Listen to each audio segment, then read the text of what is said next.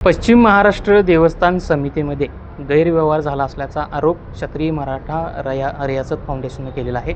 खरं तर 2017 ते 2021 या तत्कालीन काळातील जी समिती होती त्या समितीतील काही व्यक्तींनी याबाबतचा असा गैरव्यवहार केला असल्याचे काही आरोप जे आहेत ते या ठिकाणी मांडलेला आहे. खरं तर काय नेमका हा तुमचा आरोप आहे, कधी काय नेमकं गैरव्यवहार आहे? 2017 ते 21मध्ये पश्चिम महाराष्ट्र देवस्थान समितीमध्ये नवीन बॉडी नियुक्त करण्यात आली. त्यामध्ये अध्यक्ष महेश जाधव, सचिव विजय पवार होते, कोषाध्यक्ष वैशाली क्षीरसागर, व्यवस्थापक धनाजी जाधव आणि इतर सदस्य असं या बॉडीचं स्वरूप होतं. त्यानंतर 2017 ते 21मध्ये मोठ्या प्रमाणात देवस्थानमध्ये गैरव्यवहार आणि भ्रष्टाचार झाला. या गोष्टी निदर्शनास आल्यानंतर कोल्हापुरातील बऱ्याच संस्था संघटना आम्ही 21मध्ये याबद्दल आवाज उठवला, तक्रार दिली. त्यानंतर तत्कालीन जिल्हाधिकारी राहुल रेखावर साहेब यांनी या प्रकरणाची सखोल चौकशी केली आणि त्यानंतर त्यांना असं निदर्शनास आलं की 17 ते 21मध्ये ह्या तत्कालीन बॉडीनं मोठ्या प्रमाणात गैरव्यवहार आणि भ्रष्टाचार केलेला आहे. त्यानंतर 21मध्ये ही बॉडी बरखास्त करण्यात आली.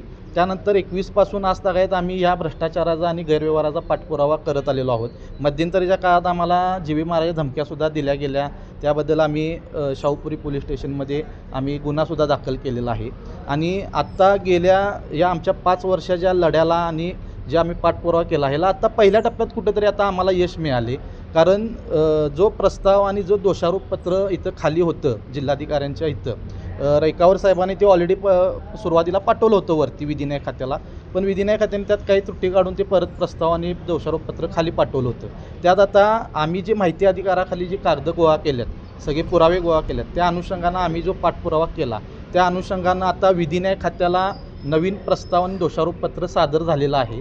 आणि संबंधित जी तत्कालीन बॉडी आहे यांच्यावर कारवाईची प्रोसेस आता चालू झालेली आहे. आणि माहिती अधिकाराखाली आम्ही जी आता माहिती गोळा केली आणि विधिन्याय खात्यानं जे आम्हाला सांगितलं आहे की कारवाई ही अंतिम टप्प्यात आहे. त्यामुळं हा पहिल्या टप्प्यातला आमचा विजय आहे. आणि दुसरी गोष्ट, जे आपले राज्याचे मुख्यमंत्री आहेत देवेंद्र फडणवीस साहेब असो किंवा उपमुख्यमंत्री एकनाथजी शिंदे साहेब असो, यांनासुद्धा आमची विनंती आहे की त्यांनी वैयक्तिक यामध्ये लक्ष घालावं आणि आई अंबाबाईला आणि हिंदूंच्या मंदिरांना तात्काळ न्याय मिळवून द्यावा. अन्यथा आम्ही जे गेल्या 4-5 वर्षात जे काय माहिती अधिकाराखाली पुरावे गोळा केलेले आहेत हे सर्व पुरावे आम्ही घेऊन माननीय उच्च न्यायालयात आम्हाला दाद मागावी लागेल आणि माननीय उच्च न्यायालयासमोर आम्ही हे सर्व पुरावे हजर करणार.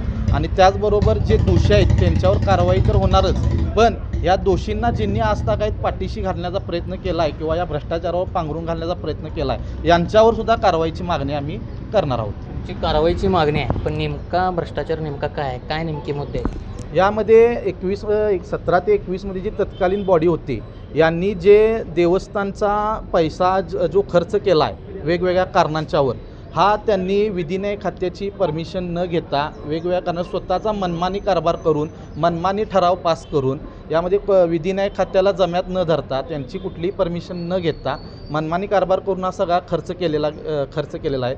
जो पैसा यांनी खर्च केला आहे तो यांनी स्वतःची राजकीय इमेज सुधारवण्यासाठी आणि राजकीय पोळी भाजून घेण्यासाठीच हा पैसा यांनी वापरला आहे असं बऱ्याच जणांचे आरोप आहेत, असंच कोल्हापूरकरांचं म्हणणं आहे. आणखी काय नेमके मुद्दे आहेत? तुम्ही चोरीला काही साड्या सुद्धा गेल्या सांगा. जवळपास आता 5,000 साड्या देवीच्या गायब झालेल्या आहेत, चोरलेल्या आहेत. मग ह्या साड्या कुठं गायब झाल्या किंवा कुणी चोरल्या याबद्दलसुद्धा दोषारोपपत्रामध्ये 5,000 साड्यांचा उल्लेख आहे. आणि ज्या पूरग्रस्त काळात जी भांडी वाटली गेलीत, अन्नधान्य वाटलं गेलं, म्हणजे जे काय उपक्रम दाखवलं गेले आणि ज्या लोकांना ते दिले गेले, ही सर्व यादी भोगस असल्याचं दोषारोपपत्रामध्ये निष्पन्न झालेलं आहे. एका टेंडरचा देखील तुम्ही उल्लेख केला, नेमका किती कोटीचा घोटाळा आहे सगळा? साधारणतः आता जमीन मोजणीसाठी जर तुम्ही धरायला गेला तर देवस्थानच्या जमिनी किती आहेत काय आहेत हे ॲक्च्युली महसूलकडे रेकॉर्ड असतेच. आणि देवस्थानच्या जमिनी 7-12 काढायचे होते, मोजायचे होते, तर त्याला शासकीय अधिकारी, शासकीयच कोणती तरी कंपनी घेणं आवश्यक होतं. पण जाणून बुजून मनमानी कारभार करून ठराव करून मुंबईतल्या एका खाजगी कंपनीला हे टेंडर दिलं गेलं 7 कोटी रुपयाला. आज आपण साधा विचार केला पाहिजे की आज आम्ही जरी 7-12 काढायला गेलो ऑनलाईन तर एक 7-12 काढायला 15,000 रुपये खर्च येतो, 15 रुपये खर्च येतो आहे आपल्याला. आणि देवस्थानचे असे जवळपास 8,000 तरी गट आहेत. 8,000 गुणिले 15 करा, म्हणजे 1.5-2 लाख रुपयेसुद्धा 7-12 काढायला खर्च येणार नाही. त्यासाठी आत्तापर्यंत त्या कंपनीला जवळपास 5 कोटीच्या वरती पैसे अदा केले गेलेले आहेत आणि 7 कोटीला हे टेंडर फायनल केलं गेलं आहे. त्यामुळे खाजगी कंपनीला देण्याचा अट्टहास का केला गेला, त्यामुळे हे कुठंतरी यामध्ये गैरव्यवहार भ्रष्टाचार झाल्याचे दिसून येते. आणखी कोणत्या भाडेतत्वावर जमिनीसुद्धा काही विषय आहे त्याचं काही नाही.